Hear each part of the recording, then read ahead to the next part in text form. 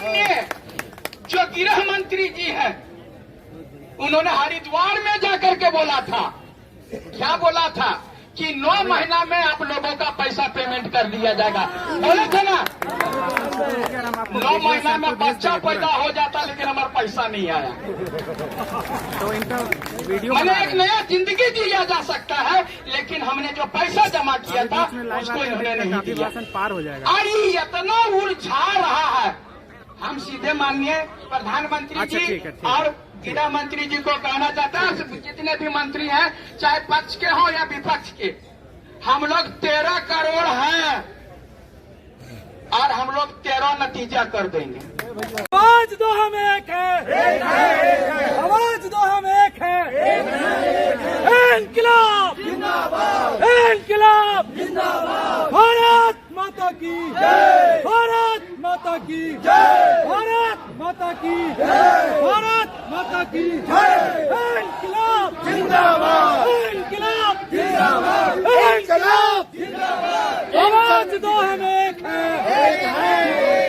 All India Bhagat Singh पैदा होना शुरू हुआ है। हम लोगों के बीच में हमारे साथी, एक साथी हैं जिनका नाम मनोज यादव। ये मनोज यादव। देखिए, परिस्थितियां ऐसी हैं, जब देश का स्वाभिमानी व्यक्ति बोलता है वो जाति धर्म से दूर होने की कोशिश करता है, वो अपनी जाति बताने में भी शर्म महसूस करता है, क्योंकि वो हिंदुस्तानी है। मैं इनको हिंदुस्तानी, मनोज हिंदुस्तानी से के रूप में कहूं तो कुछ अतिशयोक्त नहीं होगा। तो हम सभी लोगों ने कहा कि घर में भगत सिंह निकलने शुरू हो गए हैं, और अपने गिरफ्तार में झांकिए कि आपके द्वारा किए गए कार्यों से असंतुष्ट होने वाले लोगों की संख्या कितनी है, और अगर है उसके बाद अगर भगत सिंह निकल रहे हैं तो सरकार सोच लीजिए कि आधुनिक भारत में लोग आपको ईस्ट इंडिया कंपनी के रूप में एक एजेंट की भूमिका में न देखने लगे। और निश्चित तौर पे कुछ तो है जो गड़बड़ है, और लोगों को सरदार भगत सिंह की प्रेरणा के रूप में याद दिलाती है। 100 साल तक लोगों ने गांधी जी को याद किया। जनगण मन अधिनायक जय हे भारत भाग्य विधाता कहते हम लोगों को बीता है। और अब क्यों कहने की जरूरत आ गई कि सरफरोशी की तमन्ना अब हमारे दिल में है, देखना है जोर कितना बाजुए का दिल में है। आखिर क्यों आ रही है भाई? आप मंथन करिएगा सरकार, बिना किसी औपचारिकता के साथ। उम्र में छोटे हैं, हमारे भाई हैं, लेकिन बहुत क्रांतिकारी हैं। झारखंड से आप आए हैं, आप हमारे मुख्य अतिथि और चीफ गेस्ट। मैंने इस नाते कहा कि नौजवान हैं, इन्हीं के कंधों पे हम सभी साथी अपनी ये बागडोर भी संभालते हैं, क्योंकि हमने बहुत मेहनत करी, लगातार लोगों को जगाने की कोशिश करी। कुछ लोगों की जमीरें मर कर गई हैं, कुछ लोगों के ईमान मर चुके हैं, लेकिन 13 करोड़ लोगों की जानों में जान तब आ सकती है जब कोई नौजवान आए। अगर वो आएगा तो निश्चित तौर पर कोई इतिहास पुरुष बनता है। ऐसे ही तमाम इतिहास पुरुषों को हम लोग खोजते भाई मनोज जी के पास तक पहुंच गए हैं।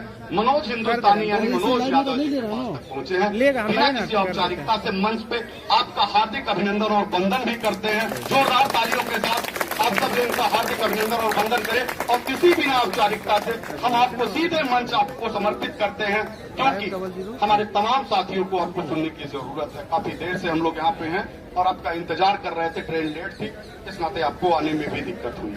बहुत किसी औपचारिकता, क्योंकि मंच पे आज पहला दिन और पहला कार्यक्रम है, आप आए हैं और मुझे आशा और उम्मीद है कि हमारी लड़ाई के साथ अंतिम दौर तक बने रहेंगे। ये लड़ाई जीती ही जाएगी, मुझे ऐसी उम्मीद है।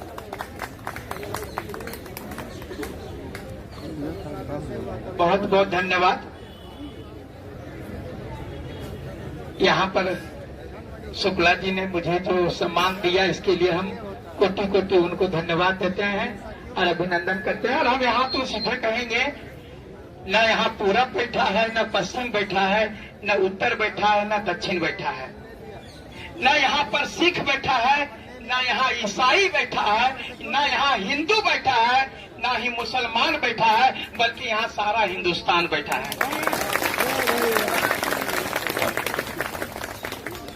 और मैं ये कहूंगा कि हिंदू, मुस्लिम, सिख, ईसाई आज जितना पैसा हम दिए हैं के पाई पर। हम लोग यहाँ पर भाषण करने के लिए नहीं आए या प्रधानमंत्री जी से लड़ने के लिए नहीं आए हैं। हम पैसा दे रहे हैं, हमारा दे दो। सीधा जिस ब्रांच में मैंने पैसा जमा किया उसी ब्रांच से हमारा भुगतान होना चाहिए, नहीं तो अभी हम लोग मांग रहे हैं। खाता खाटी बोल रहे हैं ना भाई, हम खाता खाटी बोलते हैं। देखिए हम झारखंड के हैं, हम झारखंड से हैं और हम लोग को झाड़ फांस नहीं आता है। हम लोग बता रहे हैं कि लकड़ी बेच करके हमारी बहनों ने, जो हमारा जो झारखंड है वहां पर लकड़ी बेच करके 10 रुपया 20 रुपया अपने बच्चे का पेट काट करके मैंने जमा किया है। और इसीलिए कि कल आएगा तो मेरे बच्चे का भविष्य अच्छा होगा, मेरे परिवार का भविष्य होगा। और ये जो है बेईमान आदमी हमारे खा गया है। हम बोल रहे हैं कि पहले बोलते थे कि आजादी के पहले हम लोग लड़ते थे गोरों से और अब हम लड़ रहे हैं चोरों से।